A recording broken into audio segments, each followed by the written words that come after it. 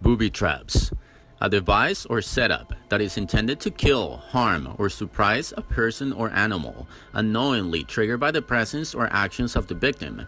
As the word trap implies, they sometimes have some form of bait designed to lure the victim towards it. At other times, the trap is set up to act upon trespassers that violate personal or restricted areas. The devices can be triggered when the victim performs some type of everyday action like opening a door, picking something up, or switching something on.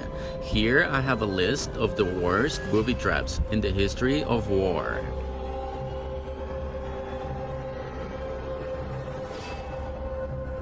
The cemetery gun.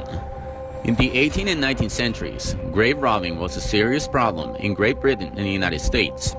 This gun was mounted on a mechanism that allows it to spin freely. Cemetery keepers set up a flintlock weapon at the foot of the grave with 3 tripwires strung in an arc around its position.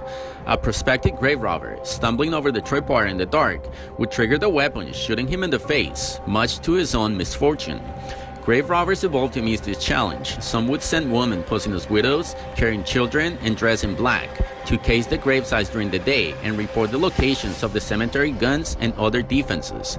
Cemetery keepers, in turn, learned to wait to set up the guns after dark, thereby preserving the element of surprise. Imagine going to rob the dead and becoming one of them. World War II Anti-Officer Bomb. During World War II, troops losing ground would set up bombs in an untouched building, which would be the perfect location for officers and troops to set up a command post in the new territory gained. These were the perfect places to leave behind hidden bombs. Usually a crooked picture frame would be left behind, being the activation mechanism. When someone, or most likely an officer, would go and try and fix it, it would blow up. This bomb would completely destroy the building, taking out the officer, the troops, and of course, the unfortunate person who tried to fix the frame. The punji stick trap. Punji sticks would be placed in areas likely to be passed through by enemy troops. The presence of punching sticks may be camouflaged by natural undergrowth, crops, grass, brush, or similar materials. They were often incorporated into various types of traps. For example, a camouflage pit into which a soldier might fall. Sometimes a pit would be dug with punji sticks and the sides pointing downward at an angle. A soldier stepping into the pit would find it impossible to remove their leg without doing severe damage, and injuries might be incurred by the simple act of falling forward while one's leg is in a narrow, vertical stake-lined pit. Such pits would require time and care to dig the soldier's leg out, immobilizing the unit longer than if the foot were simply pierced, in which case the victims could be evacuated by stretcher or firefighters carry.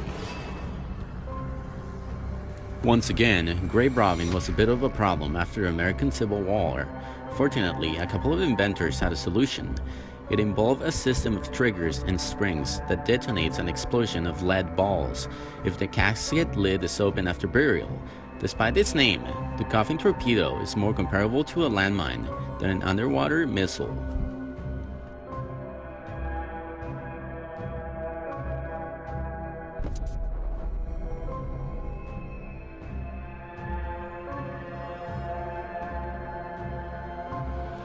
IEDs. An IED is a bomb fabricated in an improvised manner incorporating destructive, lethal, noxious, pyrotechnic, or incendiary chemicals and designed to destroy or incapacitate personal or vehicles. In some cases, IEDs are used to distract, disrupt, or delay an opposing force, facilitating another type of attack. IEDs may incorporate military or commercial source explosives and often combine both types, or they might otherwise be made with homemade explosives.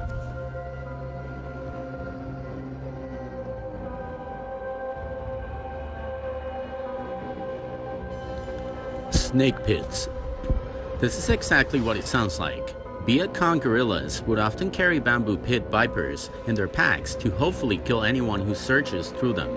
They will also tie the deadly snakes to bamboo and hide them throughout their tunnel complexes.